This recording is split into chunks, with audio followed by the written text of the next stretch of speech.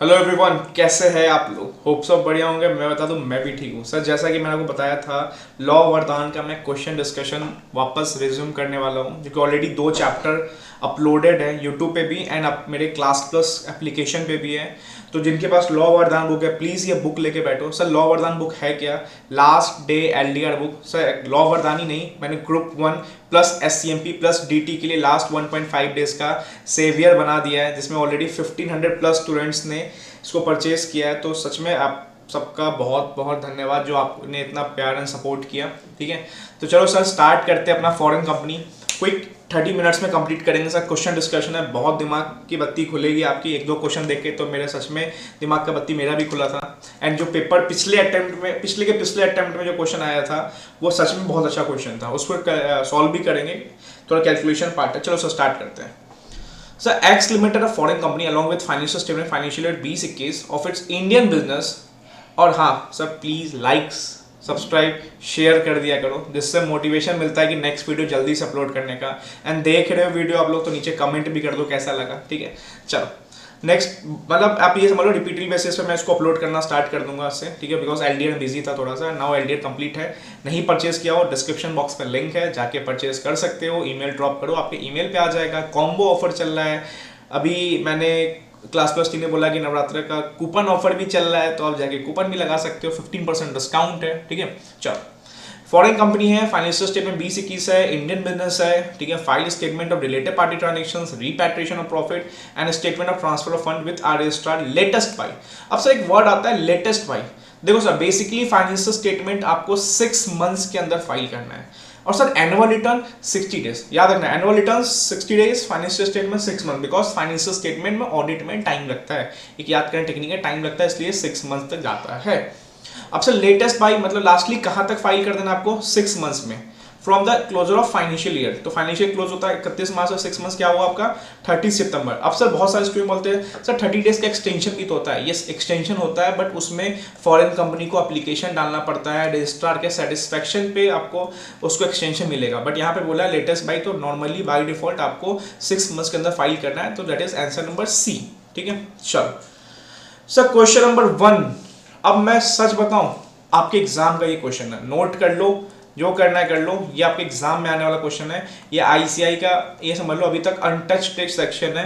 लगभग इस सेक्शन, इस चैप्टर बहुत सारे सेक्शन आईसीआई ने टेस्ट कर दी। ये सेक्शन बहुत इंपॉर्टेंट है जो हम पढ़ने वाले सेक्शन 382। बहुत बार आरटीपी एमटीपी में आईसीआई ने इसको पूछा है, बट एग्जाम में बहुत कम देखने को मिला है। तो रेडी रहो, हो सकता है मई 23 का आपका यही क्वेश्चन आने वाला है आपके टीवी स्क्रीन पे।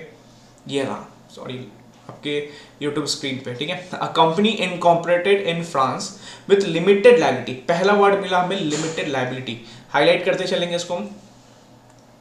ठीक है, established an office in Baroda and started conducting business activity. ठीक है, फ्रांस में बना, लिमिटेड लायबिलिटी था, ऑफिस बड़ौदा में, बिजनेस एक्टिविटी स्टार्ट कर लिया। तो कहीं ना कहीं yes there is foreign company incorporate outside India, having place for business in India and doing business activity. ठीक है, in compliance with section 382 of companies it consequently exhibited है। exhibited मतलब क्या होता है? वहां पे दर्शाना, शो करना। ठीक है, a name board outside its office, अपने ऑफिस के गेट के बाहर, with the name of company। क्या क्या डाला उसमें, उस बोर्ड पे? Name of company. भाई साहब कंपनी का नाम क्या है? अल हबीबी। ठीक है, अल हबीबी लिमिटेड। ठीक है, एग्जाम्पल है, अपने आउटसाइड ऑफिस डाल दिया, नेम सिर्फ क्या डाला? एग्जाम्पल याद रखना, मैं क्वेश्चन पढ़ने समय फोकस कर रहा हूं वर्ड पे, क्या डाला? सिर्फ नेम। ठीक है, in English in block letters. ठीक है, परफेक्ट। इन 3 डेज कंपनी रिसीव ए नोटिस। 3 दिन के अंदर, बस 3 दिन, देख रहे हो आरएसओ डिपार्टमेंट का कमाल। 3 दिन के अंदर क्या हो गया? नोटिस आ गया, किससे? रजिस्ट्रार से, कि बोला गया कि आपने प्रॉपर्ली कंप्लाई नहीं किया सेक्शन 382 को। सर 382 क्या है? हमने तो डॉक्यूमेंट्स पढ़ा, 382 तो हमें याद ही नहीं है। 382 क्या है? सुनो 382 क्या है। 382 में बहुत सारी चीजें बोला हुआ है, बहुत सारी नहीं, 2 चीजें बोला है। सबसे इंपॉर्टेंट क्या है कि हर फॉरेन कंपनी को, कंपनी कॉर्पोरेट आउटसाइड नहीं, हर फॉरेन कंपनी कब बनती है? जब वो 3 कंडीशन सेटिस्फाइड हो जाए। ठीक है, सेल कंसिस्टेंटली एग्जिबिट, ठीक है, शो करना on the outside of every office place where it carries on business in India. मतलब इंडिया में जहां जहां पे, मुंबई, दिल्ली, पुणे, महाराष्ट्र, यहीं कहीं कहीं पे। ठीक है, ठीक है, क्या कर रहा है? बिजनेस कर रहा है। ठीक है, तो क्या क्या शो करना, सबसे इंपॉर्टेंट सर, क्या क्या शो करना है? नेम ऑफ द कंपनी अल हबीबी। ठीक है, and the country in which it incorporated. Sir कहां पे हुआ था? फ्रांस में, तो सर दोनों चीज शो करना है। क्या क्या शो करना है? एक तो आपको कंट्री, एक तो कंपनी का name in letters easily legible in English letters, English characters में, जैसे A B C D English characters में, and also in the characters of language or one of the language in general use. अगर पंजाब में तो पंजाबी में, ठीक है, महाराष्ट्र में तो मराठी में, ठीक है, इस तरीके से लिख के आपको बताना है, ठीक है, पंजाबी लिख के आपको बता देना है कि कंपनी का नाम एंड कंपनी की ऑफिस ये है, ठीक है। यूज इन दी लोकेलिटी, या जो भी उस लोकेलिटी में यूज किया जाता है, ठीक है, कहते नहीं है एक वर्नाकुलर लैंग्वेज, एक नॉर्मल लैंग्वेज, ठीक है, जो भी वहाँ हिंदी तो हिंदी में लिख देना, ठीक है, पंजाबी पंजाबी, मराठी मराठी, गुजराती गुजराती, ठीक है, ठीक है। इन विच द ऑफिस और प्लेस इज सिचुएटेड, मतलब जहाँ पे भी एक तो इंग्लिश लेटर होना चाहिए, एक आपके रीजनल लैंग्वेज में होना चाहिए। सर क्या क्या? दो इन्फॉर्मेशन, कान खोलो, रिलैक्स, एग्जाम में आने वाला है। क्या? सबसे पहले name of the company, foreign company जिसमें हमने अल हबीबी एग्जांपल लिया, एंड कंट्री, कंट्री इंपॉर्टेंट है, ठीक है। अब सुनो, इस क्वेश्चन में इसने किया क्या था? सिर्फ नेम बताया था, कंट्री कौन बताएगा भाई? कंट्री तो बताना था, ठीक है, तो कंट्री नहीं बताया। अब सुनो यहाँ पे क्या बोला, पहले उस कंटिन्यू करते, पहले यहाँ पे आते हैं।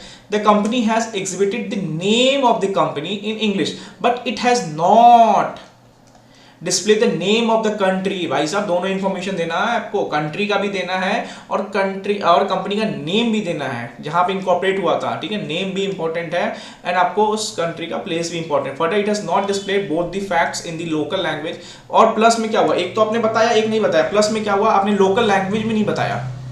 और one of the language general use and locality office में से बड़ौदा का जो लोकल लैंग्वेज होगा उसमें भी बताना है। मतलब दो दो चीज है। सबसे पहले क्या है, आपको अपने कंट्री का नाम और कंपनी का नाम इधर आपको क्या करना है, इंग्लिश में और लोकल में। लोकल में आप वो बिहार में हो तो कुछ भी, बड़ौदा में तो बड़ौदा, जो भी है लोकल लैंग्वेज में इसको आपको बताना है, ठीक है।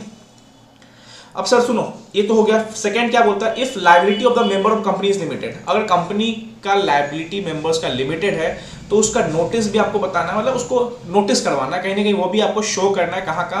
टू बी स्टेटेड लिखना पड़ेगा। कहाँ का? प्रोस्पेक्टस, अगर आप प्रोस्पेक्टस इशू कर रहे हो, ठीक है, business letters, bill heads, letter paper, notice, ये आपको याद करना है, ठीक है, स्टैम्प, स्टेशनरी आइटम्स सब है, ठीक है, जहां एडवर्टाइजमेंट कर रहे हो, another official publication of the company in legible English letters and exhibited on the outside of every office or place where it is carry on business in English letters and also in English legible character of language और language in देता था। मतलब simple सी बात है, दो question. सबसे पहले तो लिमिटेड लायबिलिटी, ये भी इंपॉर्टेंट है।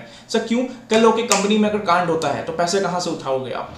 पैसे कहाँ से उठाओगे? मेंबर्स की लायबिलिटी तो लिमिटेड है, फिर तो कंपनी को पकड़ोगे, सेपरेट लीगल एंटिटी का कॉन्सेप्ट आता है, फिर तो company separate person, member separate person, फिर तो मेंबर को ज़्यादा कुछ कर नहीं पाओगे आप। तो पहले से पता होना चाहिए कि अगर फ्रॉड हुआ तो हम भाई इस लिमिटेड लायबिलिटी है मेंबर्स की, ज़्यादा कुछ नहीं कर सकते हैं।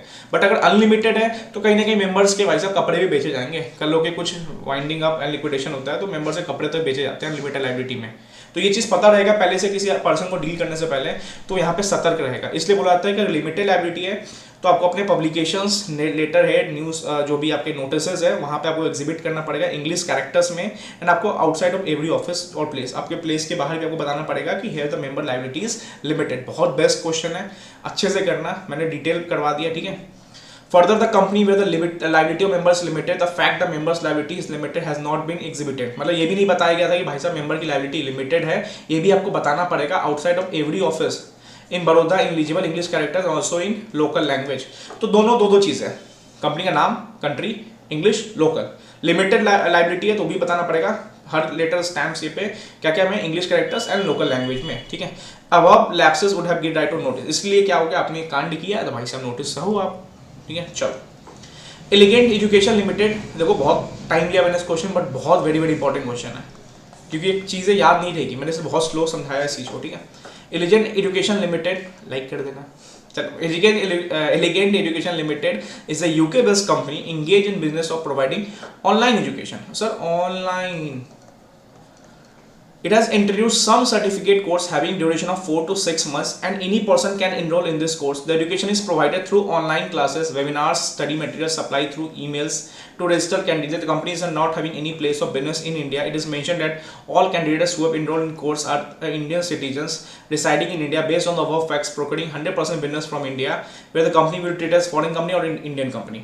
क्या बोला है? Elegant education limited is a UK based company, ठीक है। कहीं ना कहीं इनकॉर्पोरेट कहाँ हुई है? यूके में, ठीक है। क्या place of business in India? अब देखो ऑनलाइन में बोला जाता है if place of business in India through any electronic mode, ठीक है, सर यस सर, तो यहाँ पे क्या हो रहा है, ये ऑनलाइन एजुकेशन दे रहा है, ठीक है, सर्टिफिकेशन कोर्सेज दे रहा है इंडियन स्टूडेंट्स या जो भी इंडियन पर्सनस हैं उनको दे रहा है। तो ये ऑनलाइन मोड में क्या दे रहा है, एक प्लेस ऑफ बिजनेस प्रोवाइड कर रहा है। क्या बिजनेस एक्टिविटी है या सर्टिफिकेशन कोर्सेज प्रोवाइड करता है 4 to 6 मंथ्स में, कोई भी पर्सन इनरोल कर सकता है। तो कहीं ना कहीं by virtue of electronic mode ये ऑनलाइन बिजनेस में आ रहा है। तो ये ऑनलाइन डेफिनेशन आपको लिखना पड़ेगा। एंड यस, ऑनलाइन वाला चीज आपको सेक्शन 2 क्लॉज 42 में दिया हुआ है कि आप by virtue of online mode में भी बिजनेस कर रहे हो, हैविंग प्लेस ऑफ बिजनेस है एंड वहाँ पे बिजनेस एक्टिविटी चल रहा है, तो फॉरेन कंपनी में कहलाओगे, ठीक है। तो पहले आपको समझाना है 242 foreign company means any company or body corporate incorporate outside India, yes है, which has a place of business in India whether by itself or agent physically or electronic mode. तो यहाँ पे हमारा इलेक्ट्रॉनिक मोड वाला fall कर रहा है because कहीं ना कहीं आपका सारा काम इलेक्ट्रॉनिक मोड में ही हो रहा है, ठीक है। यहाँ पे आप देख सकते हो online classes, webinars, study material supplied through emails, the company is not having place of business dimension और कैसे, ठीक है। तो कहीं ना कहीं इलेक्ट्रॉनिक मोड में हो रहा है, फिजिकल वाला नहीं है। थोड़ा सा क्वेश्चन डिस्प्यूटेबल है बट आपको समझना पड़ेगा ये चीज, ठीक है। Conduct any business activity, yes business activity भी हमारा यहाँ पे हो रहा है। फर्दर रूल इतना इतना इतना टू, ठीक है, रूल्स इतना 2014 provided that for the purpose of clause 42 of section 2 of this act electronic modes. अब देखो एक चीज इंपॉर्टेंट है, देखो ये सब जरूरी है कि लिखना rule 2 clause 1 sub clause C section 4, ठीक है, ये सब लिखना जरूरी है क्या? नहीं भाई, आप as per the rules of foreign company rules 2014 भी लिख सकते हो, ठीक है। अब सुनो, अब यहाँ पे एक चीज इंपॉर्टेंट क्या है, जहां जहां एग्जाम पर्पज से बोल रहा हूँ, आरटीई पेपर चेक करने का एवोल्यूशन एक्सपीरियंस शेयर कर रहा हूँ, जहां अगर इलेक्ट्रॉनिक मोड का कुछ भी आया, आपको इलेक्ट्रॉनिक मोड को डिफाइन करना है। सर एक आपको आता होगा इलेक्ट्रॉनिक मोड का डेफिनेशन डिफाइन करने के लिए, यस वो लिखना है। तो जैसे यहाँ पे लिखो electronic based with the main service install India or not including but no limited to online service such as tele marketing. अब ये आपको एग्जाम्पल्स है, tele marketing, tele communicating, tele medicine, education, information. तो ये सब अगर ऑनलाइन मोड से कर रहा है, भले सर्वर इंडिया में हो या ना हो, ठीक है, इंडियन बिजनेस एक्टिविटी कर रहा है, तो ये फॉरेन कंपनी माना जाएगा। Thus, from the above provision, the company is treated as a foreign company, irrespective of fact that is 100% business come from India. अब यहाँ बिजनेस के जगह बोलता 100% share holder from India, then तो वो डीम्ड इंडियन कंपनी हो जाती है, ठीक है। बट बिजनेस पूरा इंडिया से तो कोई दिक्कत नहीं, स्टिल ये फॉरेन कंपनी कहलाएगा। बिजनेस होने से कोई दिक्कत नहीं होता है, ठीक है। पर्सन वहां से कैप्चर कर रहा है, होगा इंडिया में सारा बिजनेस, तभी स्टिल फॉरेन कंपनी है। शेयर होल्डर थोड़ी ना है, बिजनेस लेने वाले कस्टमर्स ही है। सेकंड क्या बोला, what will answer if the above question more than 55% of the foreign company paid up share capital is held by Indian companies or Indian citizen। तो लॉ क्या बोलता है, 50% नॉट मोर देन, ठीक है, क्या बोल रहा हूँ, एटलीस्ट 50%, मतलब लेस देन 50 नहीं होना चाहिए, एटलीस्ट 50%। याद रखना, यहाँ कोई होल्डिंग सब्सिडी गवर्नमेंट नहीं है, 50% भी हुआ ना तो भी चलेगा। 50% of what, paid up share capital. अब इस पेड अप में इक्विटी भी आता है और प्रेफरेंस भी आता है। सर ये वर्डिंग्स आपको एग्जाम में लिखने पड़ेंगे, इक्विटी भी आता है, प्रेफरेंस भी आता है, ठीक है, या आधा इक्विटी आधा प्रेफरेंस जो भी आप ले लो, ठीक है। और फॉरेन कंपनीज हेल्ड बाय किसके द्वारा, या तो कोई इंडियन सिटीजन मेरे ऐसा, या कोई वन और मोर कंपनीज और बॉडी कॉर्पोरेट इन इंडिया, ठीक है। मान लो कोई भी इंडियन कंपनी जो भी इंडियन बॉडी कॉर्पोरेट, ठीक है, टाटा ये सब, ठीक है, या कोई इंडियन या साथ में Indian company body corporate India, दोनों मिला के, ठीक है, कितना 50% अगर हेल्ड करती है, ठीक है, सिंगली अकेला भी या एग्रीगेट भी, सच कंपनी उसको प्रोविजन को कंप्लाई करना पड़ेगा, ठीक है, ऑफ दिस चैप्टर। ऑल्सो वो क्या कहलाएगा, business carried on by India at is company incorporate India, मतलब ये माना जाएगा डीम्ड इंडियन कंपनी, मतलब ऐसा माना जाएगा कि that it is where company incorporate India, ऐसा माना जाएगा कि वो डीम्ड इंडियन कंपनी है एंड वो इंडिया में ही इनकॉर्पोरेट हुई थी। तो एनालिसिस करते हुए थोड़ा सा, 10 in the given case more than 50%, 55 है ना, इसीलिए more than 50% of paid up share capital held by Indian companies, Indian citizen. So यहाँ पे आपको इस सेक्शन को फॉलो करना पड़ेगा, इसलिए आपको माना गया कंपनी इनकॉर्पोरेट इन इंडिया हुई है एंड सच कंपनी, ठीक है, को यहाँ से यहाँ तक एप्लीकेबल है। सर 3 क्वेश्चन मैं लास्ट में करूंगा, बहुत मजेदार क्वेश्चन है, मुझे मजा आ गया क्वेश्चन देख के, ठीक है। इसलिए मैंने इसको एलडीआर में डाला था। सर क्वेश्चन नंबर 4, कितने देर हो गया, टाइम ज़्यादा ले रहा हूँ मैं, ठीक है, 14 मिनट्स, अब तो स्पीड में निकली गाड़ी अपनी, ठीक है। सो 4, blue star INC company incorporated in USA 4 years back and has no established place of business in India. The company has entered into following contracts. Ordinary contracts, ध्यान से, ऑर्डिनरी कोर्स ऑफ बिजनेस वाले contracts और material contracts. अभी मैं मुद्दे पे नहीं आऊंगा, अभी आऊंगा। ये क्वेश्चन आया था दिसंबर 21 में, थोड़ा थोड़ा मिलता जुलता, इतना नहीं आया था ड्राइव में, थोड़ा थोड़ा आया था। Apart from the above, one contract has been entered into with the manager, ठीक है, मैनेजर से कॉन्ट्रैक्ट एंटर हुआ। The company intended to offer its securities India for the purpose the security company mister Berry Kristen prepare the prospectus, prospectus prepare कर दिया भाई साहब ने, along with annexing the required documents and got it registered. Expert consent was issued in a separate statement and reference of which was given in the prospectus. क्या भारी भारी word लिख रहा है.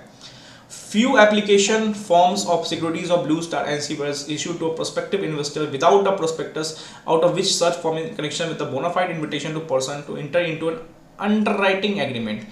ठीक है, with respect to securities of Blue Star. ठीक है, underwriting agreement की जा रहा था विदाउट प्रोस्पेक्टस. ठीक है, अभी मैं बताता हूँ, क्वेश्चन समझो पहले. ठीक है, अब देखो यहाँ पे ना रिक्वायरमेंट बहुत इंपॉर्टेंट है. क्या बोला, whether expert consent can be considered to be included in prospectus. Yes, expert consent बहुत जरूरी होता है प्रोस्पेक्टस में. अगर एक्सपर्ट का कंसेंट विड्रॉ हो गया, वो प्रोस्पेक्टस मायने नहीं रखेगा, एक्सपर्ट बाद में लाइबल नहीं होगा. इसलिए बताता है कि हर प्रोस्पेक्टस में एक्सपर्ट का कंसेंट होना बहुत जरूरी है.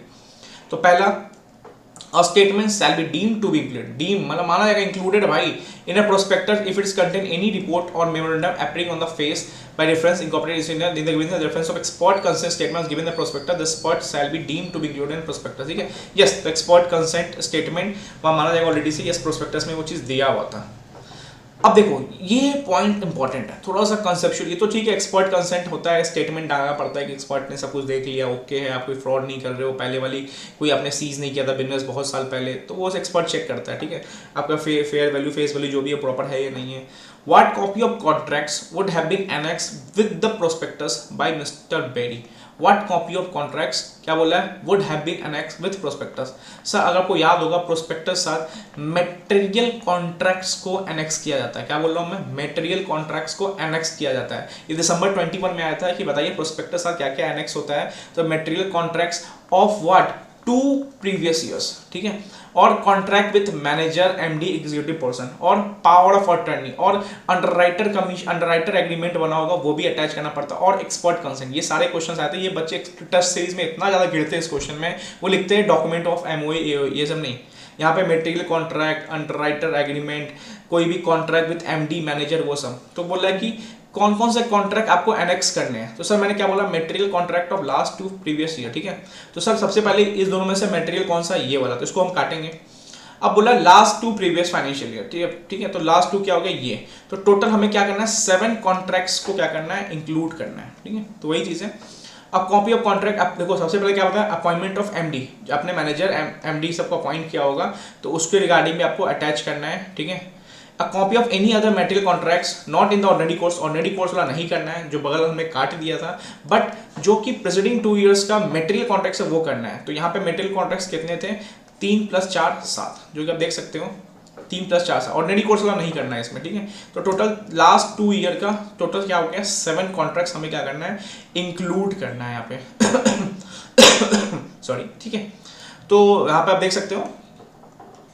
चलो लास्ट रिक्वायरमेंट पढ़ते हैं. What is valid on the part of blue star for issuing few applications forms without prospectus. मतलब बोल रहा है कि देखो नॉर्मली क्या होता है कि आप कोई भी एप्लीकेशंस इशू करते हो for regarding subscription of shares, तो आपको प्रोस्पेक्टस को इशू साथ में करना पड़ता है, तभी वो बंदा जान पाएगा. स्कूल में एडमिशन लेने जाते हो तो साथ में प्रोस्पेक्टस मिलता है स्कूल का, तभी तो जान पाते हो कि स्कूल कैसा है, कितने रैंकर्स निकल रहे हैं, स्कूल में कितने ड्रामेबाज बैठे हुए हैं. ठीक है, हर स्कूल में आई सेक्शन होता है. मेरे क्लास में था 9 आई और हम उसमें ड्रामेबाज थे. ठीक है, हर क्लास से लास्ट में से 5-5 स्टूडेंट को एक 9 आई करके सेक्शन बना था. जो मेरे क्लासमेट है उनको अच्छे से पता होगा. तो मैं तो खुश था कि ठीक है, मैं उसमें पढ़ने वाला नहीं था, मैं तो खुश था कि चलो, क्योंकि मैं जिस सेक्शन में था उस सेक्शन में सारे टॉपर्स भरे हुए थे. It is 9D. ठीक है, सारे टॉपर्स 98-96%. मैं था भाई रोल नंबर 54. हमारे स्कूल में होता था रोल नंबर उनके एकेडमिक के बेसिस पे. तो टोटल क्लास में 55 स्टूडेंट, मेरा 54 रोल नंबर. तो मेरे स्कूल के इंचार्ज ने बोला कि एक नया सेक्शन बनाते हैं, हर क्लास में से लास्ट में 5-5 स्टूडेंट को निकाला जाएगा और उनका 9I बनाया जाएगा. ठीक है, तो प्रोस्पेक्टस जरूरी है पढ़ना. हाँ, 9-10 तक नहीं पढ़ता था. ठीक है, चलो. Whether it is valid on the part of Blue Star for issuing few applications form without prospectus. देखो नॉर्मली प्रोस्पेक्टस आपको देना पड़ेगा for regarding subscription of securities, but यहाँ पे क्या हुआ था, एक एक्सेप्शन है. अगर कोई कंपनी किसी अंडरराइटर को, अंडरराइटर क्या होता है सर, 2 काम करता है. एक तो आपको शेयर्स बेचवाता है, कमीशन खाता है. अगर शेयर्स नहीं भी बेचे तो खुद शेयर्स क्या कर लेगा, सब्सक्राइब कर लेगा. तो अगर आपने इस केस में क्या किया, एक अंडरराइटर को अपॉइंट किया था, अगर देख सकते हो अंडरराइटिंग एग्रीमेंट, एक अंडरराइटर को अपॉइंट किया था, तो क्या इसको भी आपको इशू कर रहे हो सिक्योरिटीज या कुछ भी, तो आपको एप्लीकेशन विदाउट प्रोस्पेक्टस करना पड़ेगा. एक्सेप्शन है, अंडरराइटर को कर सकते हो. कान खोलो, आंख बंद करो, याद रखना। अंडरराइटर को विदाउट प्रोस्पेक्टस आप एप्लीकेशन इशू कर सकते हो। अंडरराइटर दो काम करता है, शेयर बेचवाता है, नहीं बिका तो वापस से शेयर खुद सब्सक्राइब करेगा, मतलब आपका झमेला खत्म।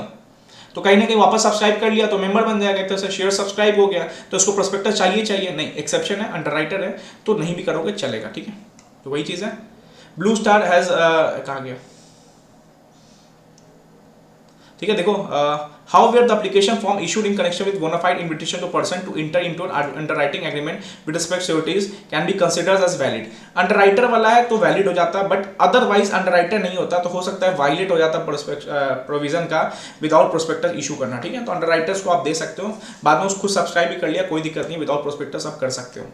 क्वेश्चन नंबर 5, हुंगाई पढ़ लेता हूँ। क्युंगाई ह्यूडिंग industrial company limited incorporate in China, कहाँ हुआ, चाइना का नहीं कुछ, establish a place of business at Mumbai. Place of business कहाँ था, मुंबई, चाइना में बना, मुंबई में place of business. The charter documents constituting company is in Mandarin Chinese, जो इसका चार्टर डॉक्यूमेंट है, मतलब एमओए किस में है, चाइनीज, ठीक है। Local language Chinese local language, it required to entail to find a certified translation. देखो ये आपको बुक में नहीं मिलेगा शायद, ये एक्ट हट भी, बट कोई बात नहीं, क्वेश्चन कर लो, क्वेश्चन देखा होना चाहिए, पता नहीं ऐसे ही क्या पूछ दे, ठीक है। अब above document with the registrar of companies है, ठीक है। तो बोल रहा है कि आपको इसको क्या करना है, सर्टिफाइड ट्रांसलेशन करवाना है। सर ट्रांसलेशन किस में होता है, लेजेबल इंग्लिश कैरेक्टर, ठीक है, ठीक है। हु कैन ऑथेंटिकेट, अब बोला कौन ऑथेंटिकेट करता है translated charter document as per the provision of companies act rules. ये वो सुनो, सबसे पहले आपको ये लिखना है कि all the documents required to be filed with registered by foreign company shall be in English language. जो भी डॉक्यूमेंट फाइल कर रहे हो आप चाइनीज में लिख के नहीं भेज सकते, पता चलो वो आरओसी दिल्ली का बंदा बोलेगा क्या चुंग चांग पढ़ा रहा है मेरे को, एक तो कोविड दे दिया ऊपर से ये साथ से ये चाइनीज लैंग्वेज में ये चीज लिख के दे रहा है, कोविड से कम है क्या, ठीक है। तो where any document is not in English language, अगर इंग्लिश में नहीं है, चाइनीज में लिखा हुआ है चिंग चोंग, तो उसको क्या करना है, एक ट्रांसलेशन करवा के उसमें अटैच करवाना है, ठीक है। इन इंग्लिश में प्रॉपरली क्या करना है, उसको अटैच करवाना है। अब सर बात आता है यहीं पे कि कौन अटैच करेगा, हु कैन ऑथेंटिकेट, इसे बोलता हूँ लॉ में रिक्वायरमेंट बहुत इंपॉर्टेंट पढ़ना। तो सबसे पहले क्या है, एक एडवोकेट, एक ऐसा एडवोकेट, ठीक है, आप बस याद कर लो जो मैं याद कर रहा हूँ, क्वेश्चन ज़्यादा इंपॉर्टेंट नहीं है बट क्वेश्चन देखा होना चाहिए। एक ऐसा एडवोकेट, ठीक है, बस एडवोकेट समझो, जो अपियर कहाँ होता है, कोई भी हाई कोर्ट में, मैं एनसीएलटी इसकी बात नहीं कर रहा हूँ, हाई कोर्ट, एडवोकेट जहां कौन अपेयर होता है, हाई कोर्ट। तो कोई एडवोकेट आपको ट्रांसलेट करके दे रहा है, ओके, या कोई भी ऐसा कॉम्पिटेंट पर्सन, उससे एफिडेविट लगवा लो, ठीक है, कोई भी ऐसा कॉम्पिटेंट पर्सन, ठीक है, इन the opinion of registrar, ROC के नज़र में, अब कोई भी पर्सन हो सकता है, टाइम चेंज हो सकता है, जिसके पास एडिक्वेट नॉलेज हो उस लैंग्वेज का, लैंग्वेज ऑफ द ओरिजिनल जो कि चाइनीज़ है, और इंग्लिश का, ठीक है। मतलब अगर आपने चाइनीज़ का सर्टिफाइड कोई कोर्स किया होगा और प्लस में आपको इंग्लिश का भी है, तो आप इसको सर्टिफाइड करवा सकते हो उस बंदे से। कल लोग ये बोलेगा ये आपने जर्मन सीखा है, जर्मन कंपनी है, प्लस आपने इंग्लिश किया है, तो जर्मन को इंग्लिश में ट्रांसलेट करके आप उससे कॉम्पिटेंट अथॉरिटी से ट्रांसलेट करवा सकते हो। तो दो बंदे कौन कौन, एडवोकेट जो हाई कोर्ट में अपेयर होता हो, या कोई भी competent person in the opinion registrar जिसको दोनों लैंग्वेज का मालूम है, एक तो local language plus English language, ठीक है। इन दिस इंस्टेंट केस क्विंगाई हिंगुइंग industrial limited can translate related document within India, this will authenticate by person mentor the above rules, ठीक है। तो जो भी अब दो पर्सन थे वो दोनों कर सकते हैं। X INC foreign company registered in UK carrying on trading activity with principal place of business in Chennai since the company did not obtain registration or make arrangement to file return। बोल रहा है कि company कहाँ की है, UK, trading activity कर रही है, ठीक है, प्रिंसिपल प्लेस ऑफ बिजनेस भी है चेन्नई में, ठीक है। तो कहीं ना कहीं फॉरेन कंपनी हो गई हमारी। कंपनी ने क्या किया, रजिस्ट्रेशन नहीं लिया है और अपना एनुअल रिटर्न भी फाइल नहीं कर रहा है, किसको, रजिस्ट्रार को। इंटेंट टू सर्व, अब registrar having jurisdiction, intent to serve एक सोकर नोटिस, अब रजिस्ट्रार चाह रहा है कि सोकस नोटिस देने का किसको, फॉरेन कंपनी को। रजिस्ट्रार चाह रहा है यार ना, आरओसी चाह रहा है कि भाई साहब इस कंपनी फॉरेन कंपनी है, इंडिया में बिजनेस भी कर रही है, बट ना तो रजिस्ट्रेशन ले रही है, ना तो FC1 डॉक्यूमेंट बता रही है हमें 30 डेज के अंदर, और ना तो एनुअल अपना रिटर्न फाइल कर रही है। तो बीइंग अ रजिस्ट्रार बताओ कि भाई साहब उसको सोकस नोटिस फॉरेन कंपनी को कैसे दिया जाए। As standing council for the department, आप आरओसी के डिपार्टमेंट काउंसिलर, सोचो आप आरओसी को सजेशन देने जा रहे हो, बताओ भाई एडवाइस करो रजिस्ट्रार को on valid serve of notice, तो उसको पता क्या बोलोगे, रजिस्ट्रार सेक्शन नंबर 383 में ना एक प्रोविजन दिया हुआ है कि अगर कोई कंपनी अपने डॉक्यूमेंट्स को रजिस्टर्ड करता है, MOA, AOA, प्रिंसिपल चार्टर्ड, कोई भी पुराना ओपनिंग बिजनेस, क्लोजिंग बिजनेस सब बताता है, ठीक है। तो वहाँ पे एक प्रोविज़न है कि अगर किसी पर्सन का एड्रेस दिया हुआ है, if address to any person whose name and address has been delivered to registrar, अगर आपके पास रजिस्ट्रार सेक्शन 380 में अगर आपके पास किसी पर्सन का नाम आया है, सपोज मान लो इस कंपनी क्या थी XINC, इसने बोला कि मिस्टर मुरली ये हमारे कंपनी के करता धरता रहेंगे इंडिया में, तो मुरली हमारे कंपनी को देखेंगे, तो कल होके आप रजिस्ट्रार आप डायरेक्ट XINC को देने के बजाय आप मिस्टर मुरली को नोटिस दे दो, एंड मुरली को नोटिस मिलते ही ये माना जाएगा कि XINC को नोटिस जा चुका है। बस इतना ही प्रोविजन है, इंपॉर्टेंट है, 2 नंबर 3 नंबर का पूछ सकता है, ठीक है। तो वही चीज़ है, इफ एनी प्रोसेस नोटिस और other document required to be serve on foreign company, अगर आपको लगता है कि फॉरेन कंपनी को सर्व करना है, shall be deem to be sufficiently serve, वो माना जाएगा if address to any person who name and address have been delivered to registrar under section 380। जब 380 में MOA ये सब दिया जाता है ना, जब मान लो उस कंपनी ने क्या किया, एक पर्सन का नाम दिया है ना, तो उसको भी आप दे दोगे तो माना जाएगा कि उस कंपनी को डीम्ड सर्व हो चुका है। अब इस कंपनी को नॉर्मली आपको देने की जरूरत नहीं पड़ेगी, कल होके पता चला कंपनी का नोटिस वोटिस सब आ गया, कंपनी बोली कि बस नोटिस नहीं आया था, तो आप बोलोगे भाई साहब आपने जिसका मुरली का नाम दिया था ना, हमने उसको ऑलरेडी 2 नोटिस भेज चुका है, तो माना गया कि आपको भी नोटिस मिल चुका है, ठीक है। तो which has been delivered to registrar by electronic mode, hence the registrar में serve the notice by the above provision, ठीक है। तो रजिस्ट्रार उस नोटिस को भेज सकता है। Sir examine and state whether the foreign company can be considered as foreign company. बताओ भाई साहब, आपसे पूछा जा रहा है ABCD, क्या फॉरेन कंपनी है या नहीं है। A company incorporate outside India, employs agent in India but has no place of business in India. सुनो, सबसे पहले समझाओ कि कंपनी क्या होती है, ठीक है। Foreign company means any company incorporate outside India having place of business India whether itself और through agent, physically, electronic mode, conduct any business, ठीक है। अब ये एंड नहीं इंपॉर्टेंट है यार, बिजनेस एक्टिविटी होना चाहिए। यहाँ पे टीचर टू टीचर डिपेंड करता है, सबकी अपने अपने व्यूज है, बट यस तीनों कंडीशन साथ में सेटिस्फाइड करो, बेटर है। A company incorporate outside India having not establish a place of business in India. भाई साहब यहाँ पे कोई प्लेस ऑफ बिजनेस नहीं था, बस इसने क्या किया था, एजेंट्स को एम्प्लॉय किया था, मतलब हायर किया था, भाई साहब काम करो, बट कोई प्लेस ऑफ बिजनेस नहीं था, ठीक है। यहाँ देखो साफ, अगर आपको ऐसे ही साफ लिख के देता है ना, तो समझ जाओ भाई साहब आपको भी क्लियर रहना है, नो प्लेस ऑफ बिजनेस मतलब फॉरेन कंपनी नहीं है, ठीक है। Thus establishing a place of business is essential ingredient, बोला place of business होना एक essential ingredient है। In the given case the company has not established a place of business through in India through employee agent India, it will not be deemed to a foreign company। तो नहीं है, साफ question में लिखा है, तो भाई साहब क्वेश्चन को साफ रहने दो। A company incorporated outside India having shareholders who all are citizens। अब यहाँ पे क्वेश्चन को थोड़ा सा काट देना, ठीक है। नॉर्मली क्या है, कंपनी बाहर की बनी हुई है, बट अगर सारे इंडियन सिटीजन शेयर होल्डर है तो कंपनी क्या मानी जाएगी, डीम्ड इंडियन कंपनी, ठीक है। तो इसको थोड़ा सा देख लेना, ठीक है। चलो, इसलिए मैं इस पर डिस्कस कर रहा हूँ कि बिकॉज कोई चेंज भी होगा तो आप देख लोगे। प्लीज़ जिनके पास लॉ वरदान है साथ लेके बैठो, बहुत अच्छा रिवाइज करेंगे एंड अच्छे से कॉन्सेप्ट क्लैरिटी के साथ पढ़ेंगे, सारे क्वेश्चन देखे होंगे, एग्जाम में बहुत अच्छा स्कोर कर पाओगे। और लाइक सब्सक्राइब, ठीक है, और शेयर भी, ठीक है। उन स्टूडेंट का भी भला कर दो, आपके दोस्त बैठे हुए लॉ का इंतजार कर रहे हैं, वीडियो को ऐसे ऐसे, उनको लॉ वरदान भी बोलो कि जाके ले एंड प्रिंट आउट करवाए, ठीक है, एंड साथ में लेके बैठे डिस्कशन देखे, ठीक है। A company incorporated in India, भाई साहब इंडिया में इनकॉर्पोरेट हुई है, कभी फॉरेन कंपनी नहीं होगी, यहीं पे काट दो, फॉरेन कंपनी नहीं होगी, बिकॉज फॉरेन कंपनी का पहली एलिमेंट क्या है, कंपनी इनकॉर्पोरेटेड आउटसाइड इंडिया। चौथा क्या बोल रहा है, company which has no place of business establish in India yet is doing online business through tele marketing. अब ये चीज बहुत इंपॉर्टेंट है, देखो अकॉर्डिंग टू कंपनी जितना है इलेक्ट्रॉनिक मोड मींस ये बट लिमिटेड टू ये, देखो जहां जहां इलेक्ट्रॉनिक मोड आएगा आपको समझाना पड़ेगा थोड़ा इलेक्ट्रॉनिक मोड, ठीक है, ठीक है। दो looking to the above description, company which has no place of business establish in India yet doing online business. अब ऑनलाइन बिजनेस कर रहा तो माना जाएगा कि ये भाई ठीक है फॉरेन कंपनी है, बिकॉज इलेक्ट्रॉनिक मोड से है, और इलेक्ट्रॉनिक मोड आपको डिफाइन करना है, याद रखना फॉरेन कंपनी में क्वेश्चन आया तो इलेक्ट्रॉनिक मोड डिफाइन करना है, तो will be treated as foreign company. तो वही चीज़ है, पीछे भी हम देखा था इलेक्ट्रॉनिक मोड्स होता है, तो ICNS को इलेक्ट्रॉनिक मोड को प्लेस ऑफ बिजनेस हो या ना हो, इलेक्ट्रॉनिक मोड से माना जाएगा वो प्लेस ऑफ बिजनेस है, तो फॉरेन कंपनी हो गया। तो कुछ चीज़ हम क्वेश्चन के थ्रू ही सीखते हैं, ठीक है। Galileo Limited is a foreign company in Germany and established a place of business in Mumbai. Explain the relevant provision of the Companies Act and the rules relating to the preparation of filing of financial statement. Also the documents to be attached along with the financial statement. सबसे पहले बताओ कहाँ गया rules therefore relating to preparation of financial statement. Sir देखो सबसे पहले क्या है, every calendar year, every foreign company in every calendar year में हर साल में आपको क्या करना है, एक बैलेंस शीट बनाना है। क्या बोल रहा हूँ मैं, लिख लेना, क्या याद रखना है, बैलेंस शीट बनाना है, प्रॉफिट एंड लॉस बनाना है, ठीक है, और उसको क्या करना है, आरओसी को डिलीवर करना है। यही 2 लाइन ये बोला है कि हर फॉरेन कंपनी को हर कैलेंडर ईयर में, एमसीक्यू आ सकता है कब सर, हर कैलेंडर ईयर में क्या करना है, बैलेंस शीट बनाना है एंड प्रॉफिट एंड लॉस बनाना है, ठीक है।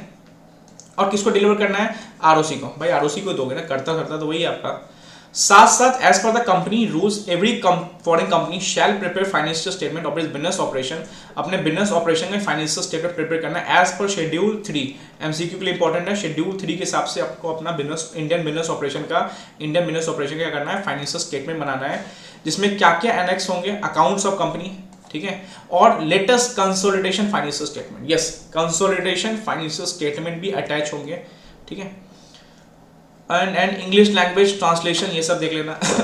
ये थोड़ा रटने वाला है, थोड़ा आपको याद होना चाहिए। Balance sheet, calendar year, profit and loss, rules में बोला गया कंसोलिडेटेड फाइनेंशियल स्टेटमेंट या कंपनीज के अकाउंट्स बनाने हैं एज पर चैप्टर नंबर 9 जो आप सेक्शन 129 से पढ़ते हो इंटर के सिलेबस में, ठीक है। एंड उसको इंग्लिश लैंग्वेज में सर्टिफाइड ट्रांसलेशन कराना है। सर ट्रांसलेशन किससे करवाना है, लिंक करो एडवोकेट जो हाई कोर्ट पास जाता है या कोई भी ऐसा कॉम्पिटेंट पर्सन जो आरओसी को लगता है जो ट्रांसलेट कर सकता है, जिसके पास दोनों लैंग्वेज का नॉलेज है, लाइक फ्रांस प्लस इंग्लिश, ठीक है। तो every foreign company shall send to register along with documents required to deliver to him a copy of list इतना, ठीक है। अब देखो इस पता है इस बार के एग्जाम में ना, चलो मैं दिखाता हूँ नीचे ऐसा, ठीक है। हाँ इस बार एग्जाम में ना एक क्वेश्चन पूछ दिया, यहीं से था, 2 लिंकेज था। एक तो बोला कि आपको एमओयू में अल्टरेशन हुआ है, तो वो तो आपको FC2 वाला आपको याद आ रहा होगा, बट एक चीज और पूछ दिया जो कि यहाँ से पूछा था, सुनो क्या था। According to the companies registration foreign company rules every foreign company shall file with register along with financial statement in form FC3। FC3 में क्या करना है, फाइनेंशियल स्टेटमेंट फाइल करना है विद सच फीस, जो भी फीस होगा उसको प्रेस्क्राइब दिया रहेगा, ठीक है, उस टाइम में जो भी फीस होगा उसके बेसिस पे, और a list of all places of business established by foreign company in India as on the date of balance sheet. जो भी प्लेस ऑफ बिजनेस है ना, जहां जहां पे मान लो कानपुर में ठीक है, बिहार में, पटना में, कहीं पे भी प्लेस ऑफ बिजनेस है वो भी बताना पड़ेगा, ठीक है, बैलेंस शीट डेट पे 31 मार्च जो भी है। According to companies registration of foreign company if any foreign company ceases मतलब क्या होता है, बंद होना। सर इस पर एग्जाम में 2 सेक्शन को मिक्स किया था, इसलिए बोलता हूँ इस बार भी 2 सेक्शन को मिक्स करके बनाएगा। Ceases to have a place of business in India, मान लो कानपुर में काम हो रहा था, काम होना बंद हो गया, ठीक है, तो it shall फोर्थविथ give notice of the fact, आपको रजिस्ट्रार को बताना पड़ेगा कि हमारा ये कानपुर का बिजनेस क्या हुआ, सीज हो गया एंड एज मतलब खत्म बंद हो गया, and as from the date on which notice to be given the obligation of company to deliver any document to the ROC shall cease it does not have other place of business India, ठीक है, मतलब बताना पड़ेगा अगर काम खत्म हो गया तो सारे डॉक्यूमेंट्स आपको आरओसी सबमिट करना पड़ेगा, अगर कोई और प्लेस ऑफ बिजनेस नहीं बचा तो उसी प्लेस ऑफ बिजनेस को बताते हुए अपना काम खत्म करिए इंडिया में, ठीक है। तो लगभग इसके लिंक में क्वेश्चन आया था, एक एमओए का अल्टरेशन पे आया था, तो ये दोनों आपको लिखना था, 2-2 नंबर का क्वेश्चन था, आप आराम से लिख सकते थे, नॉलेज होगा, बट बहुत बच्चों को ये हिट नहीं हुआ। ये सीजेस वाला कहाँ पढ़ा, तो ये सीजेस वाला यहाँ था, तो बहुत कुछ क्वेश्चन में क्लियर हो सकता है। सर और क्या बोला, एज पर द, ये भी आपको दिसंबर 21 में आया था, तो as per the registration of foreign company rules every foreign company along with financial statement file with registrar, क्या क्या डॉक्यूमेंट्स, रिलेटेड पार्टी ट्रांजेक्शंस, जितने रिलेटेड पार्टी है, होल्डिंग सब्सिडी, सारे ट्रांजेक्शंस बताने हैं, statement of repatriation of profit, जो भी आपने इंडिया में कमाया, ठीक है, जो भी आपने इंडिया कमाया, प्रॉफिट्स कमाया, उसको बताना है, कितना आपने भेजा है इंडिया के बाहर वो बताना है, ठीक है, transfer of funds including dividend में किसी शेयर होल्डर को दिया है वो भी बताना है। तो जितना भी रिलेटेड पार्टी ट्रांजेक्शंस, ठीक है, रिलेटेड पार्टी ट्रांजेक्शंस जितने भी हुए हैं सबके बारे में बताओ, स्टेटमेंट दो, पता तो चले कि आपके साथ ऐसा नहीं है घूम फिर के कोई और बाहरी हमारी एनिमी कंपनी, एलियन कंपनी बोला था कॉन्ट्रैक्ट में, ठीक है, एनिमी कंपनी को वो मिली हुई हो, तो रिलेटेड पार्टी ट्रांजेक्शंस पता चल जाएगा। रिपैट्रिएशन ऑफ प्रॉफिट, जो भी कमाया प्रॉफिट का आप कितना भेज रहे हो बाहर, ठीक है, एंड ट्रांसफर ऑफ फंड्स की इंडिया से पता चला आप सारा काम इंडिया में कर रहे हो, कमा इंडिया में रहे हो, कुछ इंडिया में तो करो कि सारा फंड आप बाहर ही भेज रहे हो, ठीक है, इंक्लूडिंग डिविडेंड्स, ठीक है, तो ये सब है। ऑल डॉक्यूमेंट्स कितने दिन में, 6 months, annual return 60 days, financial statement 6 months, because कहीं ना कहीं एडजस्टिंग नॉन एडजस्टिंग इवेंट्स होते हैं, उसको सेट अप करते करते ऑडिटर को काम करते करते टाइम लगेगा, इसलिए 6 months is a long period, 30 सितंबर तक वो कंप्लीट करना है, ठीक है। PHI health system incorporated is a foreign company registered in Australia and has established place of business in India.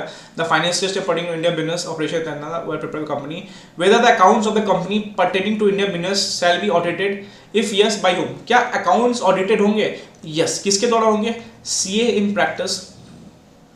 Normally CA करेगा या CA firm या कोई भी LLP, ठीक है, जो CA चलाती है, ठीक है, तो वही चीज़ है।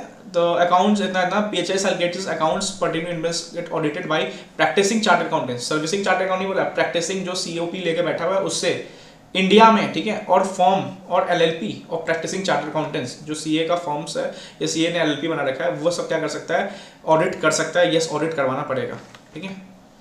फिर सेकंड में what is the due date filing of audited financial statement. Sir अभी तो पढ़ा sir 6 months, latest by 6 months, याद रखना लेटेस्ट बाय 6 मंथ्स, ठीक है। वही चीज देखो, ये वर्ड है, बहुत बच्चे कंफ्यूज होते हैं, 30 डेज का एक्सटेंशन भी तो है। भाई साहब एक्सटेंशन है, बट एक्सटेंशन कैसे है, सुनो, प्रोवाइडेड दैट आरओसी चाहे तो, मे चाहे तो, मैंडेटरी नहीं चाहे तो, फॉर एनी स्पेशल रीजन। अब भाई कंपनी में किसी का तबियत खराब हो गया, एक्सीडेंट हो गया, कंपनी में आग लग गया, कोई स्पेशल रीजन के केसेस पे, तब आरओसी चाहे तो अप्लीकेशन जब देगा राइटिंग में फॉरेन कंपनी, तब एक्सटेंड कर सकता है, but not exceeding 3 months. Sorry 30 days नहीं था, 3 मंथ्स एक्सटेंड कर सकता है। तो बहुत बच्चे बोलते हैं सर 30 सितंबर के बाद अक्टूबर, नवंबर, दिसंबर, तो सर 31 दिसंबर को आना। अरे नहीं भाई, लेटेस्ट आपको यहीं तक देना है। इतना में करने में तो इतना झमेला है कि पहले प्रोवाइडर बोलता है, रजिस्ट्रार सेटिस्फाइड होगा, कोई स्पेशल रीजन होगा, रिटर्न में होना चाहिए, फॉरेन कंपनी दे, तब जाके 3 मंथ्स, ठीक है। बट नॉर्मली आपको 30 सितंबर तक फाइल करना है। थर्ड बोलता है what is the effect of contract enter by Indian company with PHSI foreign company in case PHSI has not financial statement. अब देखो बोला जाता है लास्ट सेक्शन 393, बहुत इंपॉर्टेंट है, पेनल्टी नहीं है बट एक नॉन कॉन्सिक्वेंसेज है। अगर 393 बोलता है अगर आपने इस फॉरेन कंपनी चैप्टर में कोई भी नॉन कंप्लायंस किया, क्या बोल रहा हूँ, कोई भी नॉन कंप्लायंस किया कोई भी एक्ट का, चाहे वो रजिस्ट्रार को डॉक्यूमेंट सबमिट नहीं किया, फाइनेंशियल स्टेटमेंट सबमिट नहीं किया, कोई भी एक्ट का आपने नॉन कंप्लायंस किया, तो यहाँ पे क्या नॉन कंप्लायंस है, पहले ये देखो, not file financial statement, yes non compliance हो गया। अब देखो नॉन कंप्लायंस होता है ना, तो यहाँ पे क्या होता है कि ये मान लो पीएचएसआई, ये मान लो इंडियन कंपनी, तो पीएचएसआई अगर इंडियन के साथ गलत कर रहा है ना, तो पीएचएसआई कुछ नहीं कर सकता। बट अगर इंडियन साथ गलत हो रहा है तो इंडियन पीएचएसआई पे क्या कर सकता है, सारे लीगल केस कर सकता है। मतलब भाई साहब आपका कुछ नहीं हो सकता। अगर आप ऑलरेडी इंडिया में आके इंडिया के ऑब्लिगेशंस को फॉलो नहीं कर रहे हो, तो भाई आप किसी पे केस वेस नहीं कर सकते, कोई भी लीगल एक्शन ले सकते हो। बट आप गलत कर रहे हो तो आप पे कोई सामने वाला ले सकता है, याद रखना, ठीक है। तो वही बोला, if any failure by company to comply with provision इतना इतना इतना इतना deal with company incorporated outside India shall not affect the validity of any contract dealing enter into a company और its liability to suit in respect thereof in the instant case non filing of statement by PHSI ने नहीं किया foreign company shall not invalidate the contract entered by Indian company। अब Indian company ने कोई contract inter किया होगा वो invalidate नहीं होगा, वो एक्टिव रहेगा। But however PHSI shall not entitled to bring any suit, PHSI कुछ नहीं कर पाएगा। पहले बोला जाएगा भाई साहब पीएचएसआई पहले अपना फाइनेंशियल स्टेटमेंट फाइल करो, बिकॉज कल आपके घर में कुछ भी गड़बड़ होगा तो आप इंडियन कंपनी पे ऑब्लिगेशन नहीं कर सकते, बट अगर इंडियन कंपनी से कुछ गड़बड़ हो गया तो वो आप पे केस ठोक सकता है। इसलिए बोला जाता है कि फॉरेन कंपनी को सारे कंडीशंस को, सारे रिक्वायरमेंट को फुलफिल करना है। यहाँ कोई पेनल्टी वेनल्टी की बात नहीं बोल रहा हूँ मैं, नॉन कॉन्सिक्वेंसेज की बात है। अब इस पर एक अमेंडमेंट थोड़ा आया हुआ है कि सेंट्रल गवर्नमेंट चाहे तो एग्जेम्पशन दे सकता है कोई भी रिक्वायरमेंट ऑफ दिस प्रोविजंस, ठीक है। बोल सकता है कि हाँ ठीक है, इस कंपनी को नोटिफाइड कर सकता है कि इस टाइप ऑफ कंपनी को फाइनेंशियल स्टेटमेंट नहीं फाइल करना है, फिर तो चलेगा। तो इसमें एक अच्छा क्वेश्चन बन सकता है कि सेंट्रल गवर्नमेंट ने, मान लो यहाँ पे बोल दिया जाएगा पीएचएसआई ने सेंट्रल गवर्नमेंट ने पीएचएसआई को बोल दिया कि आप फाइनेंशियल स्टेटमेंट फाइल नहीं करोगे, आपको एग्जम्पशन है, तब बताओ इस क्वेश्चन का क्या वैलिडिटी रहता है। फिर पता क्या होता है, फिर कुछ नहीं होता, फिर पीएचएसआई एक्टिवली क्या कर सकता है, फिर पीएचएसआई एक्टिविटी क्या कर सकता है, सारे कॉन्ट्रैक्ट में एंटर कर सकता है, सू कर सकता है, कोई दिक्कत नहीं, बिकॉज सेंट्रल गवर्नमेंट ने स्पेसिफिक नोटिफिकेशन देके उसको रिलीफ दे दिया है। तो ये सब अमेंडमेंट है, कोई भी सेक्शन का कोई भी सेंट्रल गवर्नमेंट किसी भी कंपनी को रिलीफ दे सकता है। In which e form and what paid the annual return of the Indian operation foreign company shall be filed. देखो annual return and financial statement both are different things. Annual return तुरंत file होता है, that is 60 days, ठीक है। तो देखो यहाँ पे एनुअल रिटर्न कितना कब फाइल होगा, with in a period of 60 days from the last day of financial year, जो कि 1 मार्च से लेकर 60 डेज 30 अप्रैल एंड 30 मई, 30 मई तक आपको क्या करना है, आरओसी को फाइल करना है इन FC4। FC1 में जब पहली बार इंडिया में आ रहे हो, FC2 में कोई भी चेंजेस, FC3 में फाइनेंशियल स्टेटमेंट एंड FC4 में आपको एनुअल रिटर्न, ठीक है। Sir question number 10 last question, फिर एक क्वेश्चन ऊपर करेंगे। इस क्वेश्चन में ज़्यादा टाइम नहीं लूंगा बिकॉज बहुत इजी क्वेश्चन है। देखो वही बात है, मैंने क्या बोला 10% इंडियन सिटीजन, 10% 40% इंडियन कंपनी, मैंने क्या बोला 50% भी अगर इंडियन वाले होल्ड करे, कहते हैं हमको प्यार से इंडिया वाले, चाहे वो सिटीजन हो चाहे वो कंपनी हो, तो ये कंपनी क्या मानी जाएगी, भले वो इनकॉर्पोरेट जापान में हुई हो तभी ये क्या मानी जाएगी, डीम्ड इंडियन कंपनी। तो पहली बात क्या, ये 50% है, यस 50% में इक्विटी प्लस प्रेफरेंस दोनों देखना है, तो 40-10-50, ठीक है। तो वही चीज़ है। What are documents required to file by Toshiba Motors, ठीक है। डॉक्यूमेंट्स क्या क्या होते हैं, MOA, AOA, principal place of business, director details, कोई भी CS है, कौन पर्सन नोटिस रिसीव करेगा, ये सब है। व्हाट टाइम, सर कितने टाइम में, 30 डेज में। किसको करना है, दिल्ली आरओसी, ठीक है। What whether the provision of chapter इतना इतना आर एप्लीकेबल, यस ये डीम्ड इंडियन कंपनी हो गई तो सारे चैप्टर्स प्रोविजन फॉलो होंगे। देखो in the giving company establish, ठीक है, 15/1/21 को जिस टाइम से रिप्रेजेंटेटिव ऑफिस इंडिया में हुआ, फॉरेन कंपनी बना इंडिया में, वहां से 30 दिन के अंदर that is document latest by 14 Feb, Valentine day के दिन जाएगा रजिस्ट्रार के पास कि भाई साहब वैलेंटाइन डे से पहले पहले तक, लेटेस्ट भाई वैलेंटाइन डे से पहले पहले तक 30 डेज में आपको बताना पड़ेगा कि हाँ हमारे ये डॉक्यूमेंट्स हैं। कौन कौन डॉक्यूमेंट्स? ये ऊपर वाले सारे, ठीक है। Full letters of company, full letters principal place of inners of charter statute MOA AOA, ठीक है, 30 डेज के अंदर बताना पड़ता है। Secretary of company, name address of person one और मोर रेसिडेंट इंडिया, जो कि क्या करेगा, नोटिस सर्व करेगा कंपनी का, ठीक है, रिसीव करेगा। अब सर सबसे झकास क्वेश्चन, कहते नहीं है जो आपके दिमाग के पुर्जे भी हिला सकता है अगर आप पहली बार ये क्वेश्चन को पढ़ रहे होगे तो। आ जाओ सर, इसको आराम से करते हैं, ठीक है। इसको मैं यहां पे करता हूं, ठीक है। मैं क्रक्स उठाऊंगा, वेरी वेरी इंपॉर्टेंट क्वेश्चन। देखो RFC limited has been incorporated in Singapore, ठीक है, सिंगापुर में इनकॉर्पोरेटेड हुआ and as a place of business in India, Mumbai, ठीक है। The company has issued 5 lakh shares, company पास कितना था, 5 लाख शेयर्स ऑफ यूएसडी, ठीक है। कितने के थे, 100 ईच, परफेक्ट, कोई दिक्कत नहीं। Constructing 4 lakh equity shares and 1 lakh preference shares, इसमें से क्या था, 4 लाख इक्विटी। सर आपका दिमाग में जा रहा होगा वो 50% वाला में, एंड 50% याद रखना, वहां पे वर्किंग लिया हुआ है, इक्विटी प्लस प्रेफरेंस दोनों मिला के चेक करना 50%, ठीक है। तो 4 लाख क्या है आपका, इक्विटी है, ठीक है, एंड 1 लाख क्या है आपका,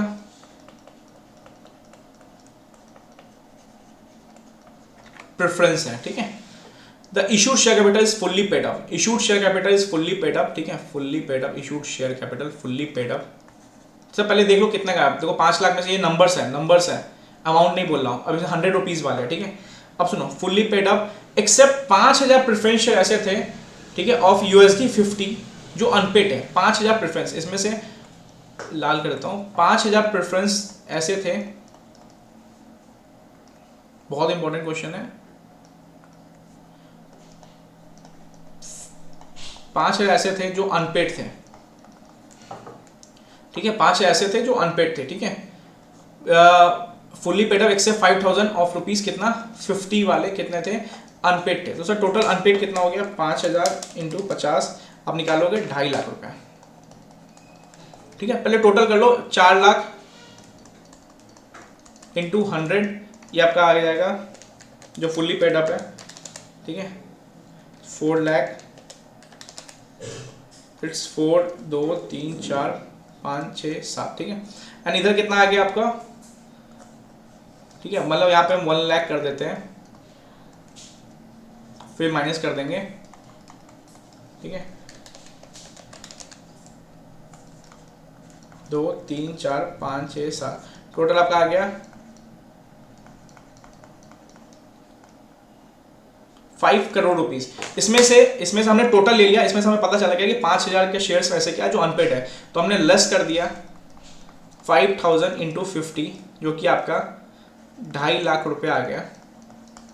तो टोटल अमाउंट कितना बचा आपका, बिकॉज 5 लाख पे तो इस पे तो अभी आया ही नहीं था, हमने टोटल निकाल दिया, फिर हमने देखा कि 5 लाख तो अनपेड था, इसको माइनस कर देंगे, तो एग्जिस्टिंग अमाउंट हमारे पास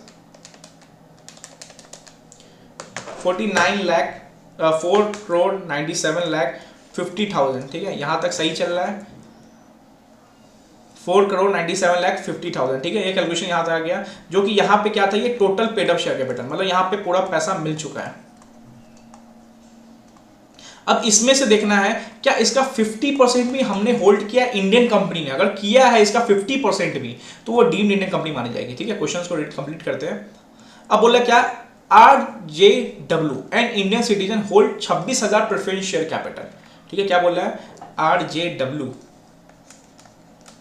होल्ड 26,000 प्रेफरेंस शेयर कैपिटल, ठीक है, और इंक्लूड, इसके अंदर इंक्लूड है 1100 पार्टली पेड अप शेयर्स, ठीक है, कहां गया, 1100 पार्टली पेड अप शेयर्स, ठीक है, ये जो 5 में तो था ना अनपेड वाला, ठीक है, पार्टली पेड शेयर्स, ठीक है। अब सुनो, इसको कंप्लीट करते हैं, पर इससे पहले हम ये देख लेते हैं, रॉन्टी limited incorporated in new Delhi is holding 2,23,500 equity shares. मैंने क्या बोला, RJW इंडियन सिटीजन है, कोई भी Indian citizen plus Indian company मिला के अगर 50% में इसका होल्ड करेगी तो वो डीम्ड इंडियन कंपनी मानी जाएगी। तो पहले RJW से पहले हम क्या करते हैं, रॉन्टी का देख लेते हैं।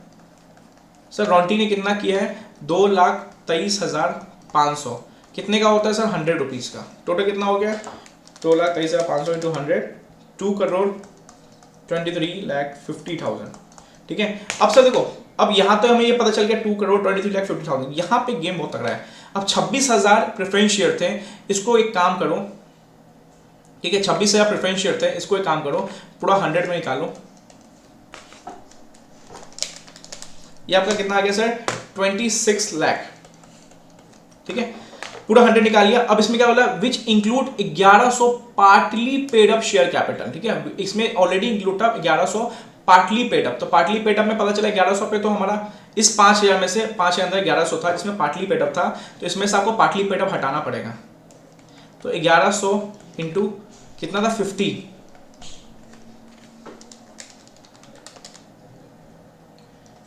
ठीक है, 55,000। तो टोटल आपका आ जाएगा 25,45,000। ठीक है, इन दोनों को जोड़ो, कितना आ रहा है? इसको ए और बी जोड़ना है। 25,45,000, 2, 23, 5, 24895। ठीक है, एक सेकेंड, ठीक है, इंडियन कंपनी मेरा होल्डिंग बहुत इतना था। ठीक है, 248,95,000। ठीक है, 248,95,000। अब सर देखो क्या इसका 50% आ रहा है, तो इसका 50% निकालना। 4,975 सर 50% आ रहा है 248,75,000। अब यहाँ पे आपका 2,489, या आप एक काम करो, इसको ही इससे डिवाइड कर देखो कितना आ रहा है। 248,95,000 divide by 4,975, 4 times 0 is equal to 50.04%। सर देखो, इसलिए बोलता हूँ लॉ के एग्जाम में कैलकुलेटर लेके जाना बहुत इंपॉर्टेंट है। तो मैं तो दो लेके जाता था। ये कैलकुलेशन सच में बहुत अच्छी कैलकुलेशन है। एग्जाम में आपके लॉ के एग्जाम में कैलकुलेशन आ रहा है, पिछले अटेम्प्ट में भी आया, पिछले अटेम्प्ट में भी आया, दिसंबर 21 आया, तो कैलकुलेटर लेके जरूर जाना। तो 50.05 है, तो यस 50% से ज़्यादा, सॉरी 50% भी अगर partly paid up share capital, equity plus partly in equity या प्रेफरेंस या फुल इक्विटी या फुल प्रेफरेंस, अगर 50% भी कोई इंडियन सिटीजन या Indian company in relation aggregate hold कर रही है, तो ये डीम्ड इंडियन कंपनी मानी जाएगी। तो वही चीज़ था यहाँ पे 248 निकाला हमने, 50% था यहाँ पे, इसलिए बोला गया कि ये सेल ऑल्सो कंप्लाई करता था। ठीक है, जैसे हमारी ये कंपनी इंकॉर्पोरेट इंडिया में हुई थी। अब बोला उसने क्या किया, दूसरा बोला whether service notice of registered is valid. तो रजिस्टर्ड ने क्या किया था, उसके एक पर्सन को नोटिस दे दिया था जिसका नाम डिलीवर किया गया था आरएफसी लिमिटेड द्वारा कंपनी को 380 में, तो यस वैलिड होगा, माना जाएगा कि उसको भी मिला है नोटिस, फॉरेन कंपनी को नोटिस मिल चुका है, ऑलरेडी पढ़ा है। ठीक है, तो भाई जितने अच्छे आपके कमेंट्स, जितने ज़्यादा आपके लाइक आएंगे, मैं तुरंत अगला वीडियो तुरंत बनाऊंगा। तो आप पे डिपेंड करता है, अगर वीडियो देख रहे हो, पूरा देख रहे हो, प्लीज़ लाइक शेयर कमेंट कर देना। एलडीआर के रिगार्डिंग डिस्क्रिप्शन बॉक्स पे लिंक है, जाके परचेस करो। लास्ट कुछ दिन बाकी एग्जाम्स के, मैं बोलूँगा वो एलडीआर आपके लिए सेवियर होने वाला, पक्का बता रहा हूँ। 170 marks out of 350 from MTP LDR से था। आरटीपी में same case 50% plus marks LDR से थे। तो एलडीआर आपके पास है, जिन स्टूडेंट के पास already law, audit, SFM, FR, DT, SCMP है, भाई साहब उसको 1-2 बार बना लो, एग्जाम आपका गारंटी अच्छे से जाएगा, कॉन्सेप्चुअली यार ओके। तो ठीक है, चलो ऑल द बेस्ट।